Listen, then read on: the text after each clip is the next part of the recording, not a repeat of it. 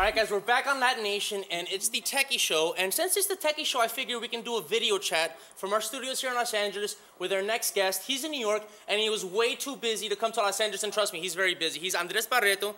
He started the web-based technology firms like GrooveShark, OnSwipe. So what's up, Andres? Welcome to the show. Hey, guys. How are you? Thank you for having me. Pretty good. So I want to start off, you've been called the Latino Mark Zuckerberg, for starting all these successful web-based technology firms. What do you think about that, and what do you think that you've done to deserve that title?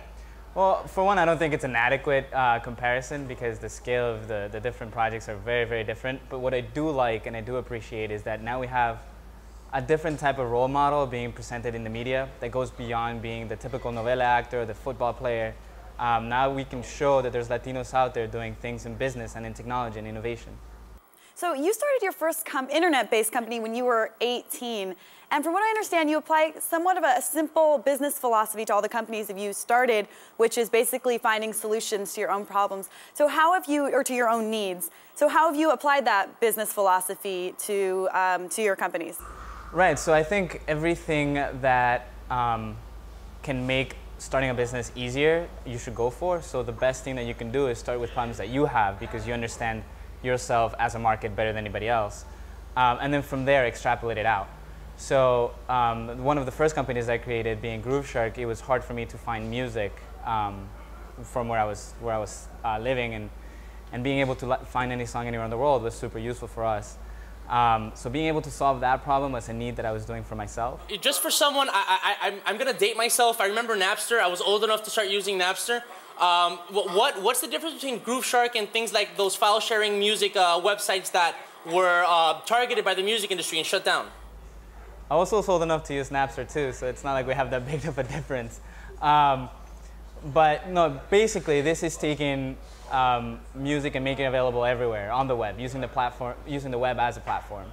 And the same way that I had a need to be able to listen to any song anywhere in the world, when I wanted to expand and take this to Latin America, the problem that I was facing is that there was no information there about Latin American entrepreneurship. So I created a solution for that, which was Pulso Social, and it's a blog that covers entrepreneurship and technology innovation in Latin America. And based off of that company, I found a need to make content look amazing on the iPad when the iPad came out. So out of that was the need to launch OnSwipe. And what we do at OnSwipe is we power content and advertising on the web for touch-enabled devices. So things like the iPhone, the iPad, Kindle Fire, Nexus 7, everything that is changing the way that people are consuming content on the web is what OnSwipe does. And what all these companies have in common is that they all started from a personal need that I had. So going back to not so long ago, I know you studied political science in school, is that correct, in college?